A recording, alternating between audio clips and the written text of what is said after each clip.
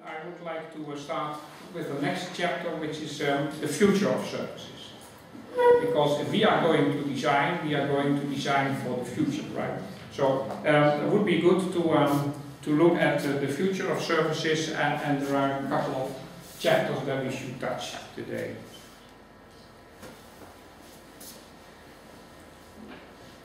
So we have to take into account that this is a matter of culture.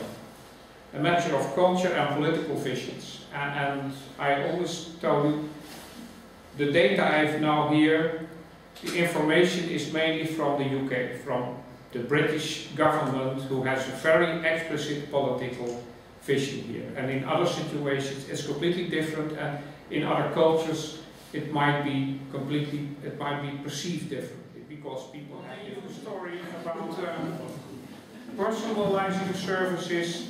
Well, first of all, as you learned before, in societies like the UK, services are, at least services provided by the government, are intended for all people. So personalizing in that way means that everybody should be able to profit. But then we could also have personalizing in the sense that we make the service tailored for each different user, which is different, which means that you have to look at the possibilities of the user and also preferences of the user. So it's good to have a look at the steps that the British government set out to reach that. So they in fact made 5 steps. So first of all, they decided that services, as we are going to provide, should empower all citizens. All citizens should now be able to participate in society. That's what the services are for. On the other hand, the British government already decided that it's not necessary that the government itself is providing the service. Services can be provided by other parties, by private companies. Services need not be provided by a single company. And also, the different types of providers should work together.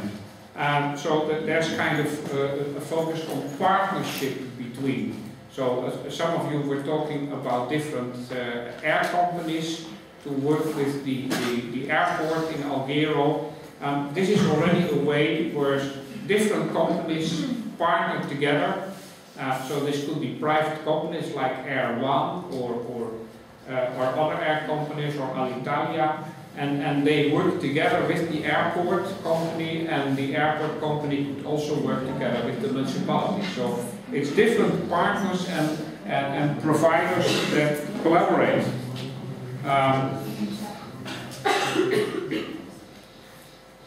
In the British government view, also a big effort should be made to make sure that we especially focus on people that benefit least from traditional services.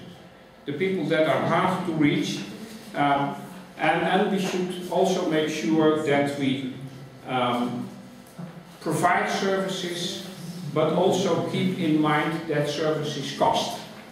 Services cost money, and as some of you showed before the break, a good service also might have negative effects. Like if everybody cannot fly, the negative effect might be pollution.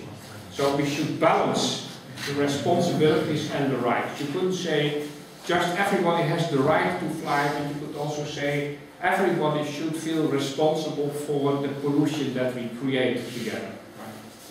So we are going to look at the 5 different things in detail. So this is the empowerment up till the rights and responsibilities. So empowering all citizens means that everybody should be provided with the services that fit them. So this means for education that you should have different types of schooling for different types of students, different types of pupils.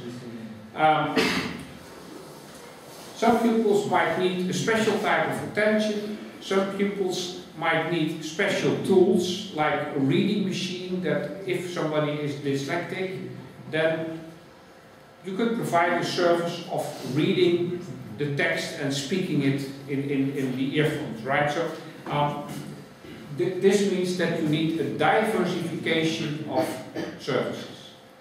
You couldn't say, well, you should have to learn how to read and you can profit. No, in some cases people are not able to learn how to read, so there could be other alternative ways to provide this service. And again, in the UK, an example is the London Patient Choice Project, which actually helped people not only to choose their own hospital, but also it managed to reduce the waiting times. So, once again, the British examples that I found only show the successes and not so much the failures. I think this is not good, and already in your exercise, each of the groups showed that in many cases, with the success, there's only problems, right? So you should be aware. Also in your own design that we are going to start in a couple of weeks, be aware of the successes, but also be aware of things that are side effects that might be negative, or things that you failed to solve, right? So, in a way, the British are honest in seeing that access to the health services is still related to income. People with a high income have more access to health services than people with a low income. So, not all is solved yet, even in the UK, and this is one of the cases where they are aware and actually publish that still things need to be done. Now, fair services doesn't mean to say this service is for everybody, everybody has to accept it. No.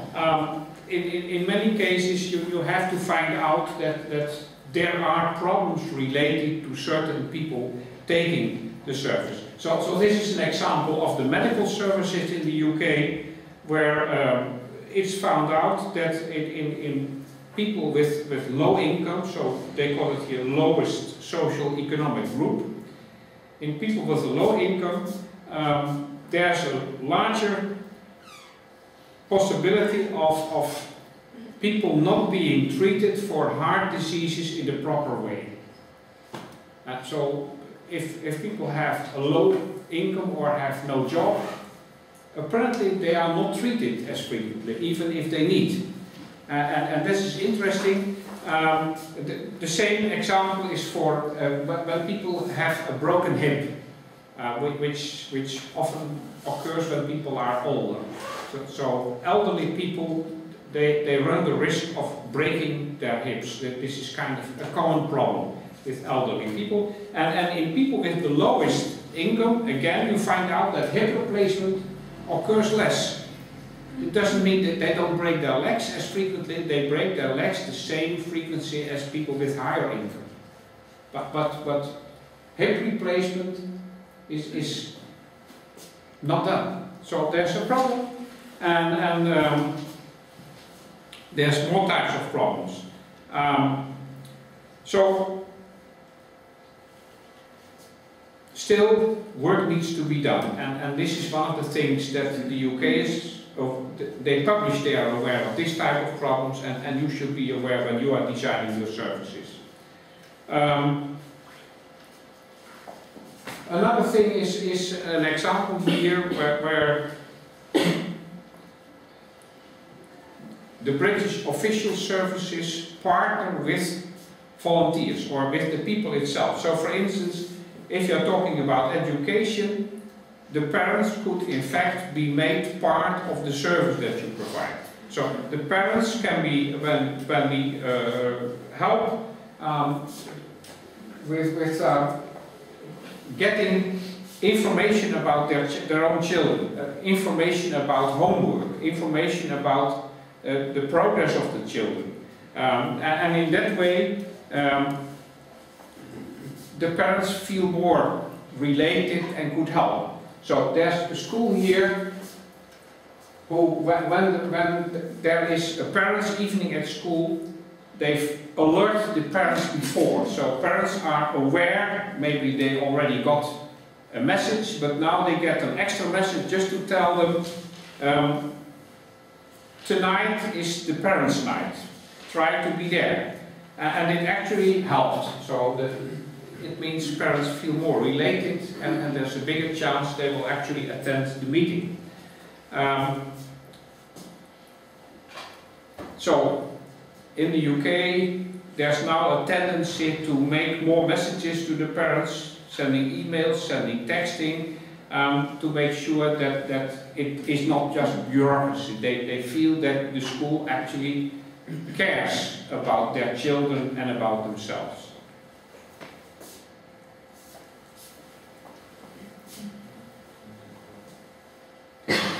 And you should be aware that the parents are as human as everybody. So parents are interested, especially if it's about their own child. So if you are sending an email, a message to the parent telling them that it's worthwhile to come to the meeting, tell them that it's worthwhile for their child, because that's what the parents care for. They care for their own child. If you tell them it's good for the school, you have a lower chance that they will come up. So be aware that parents care for their own children in the first place. And maybe the school thinks, or the government thinks, this is important for the British educational system.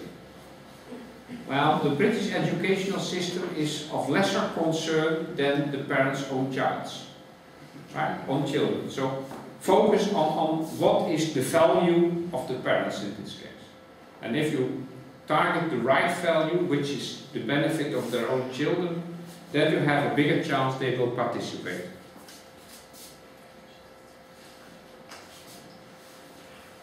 So, the UK in education is now trying to have a system where they identify the needs of the individual people, individual students, and find out how you could help.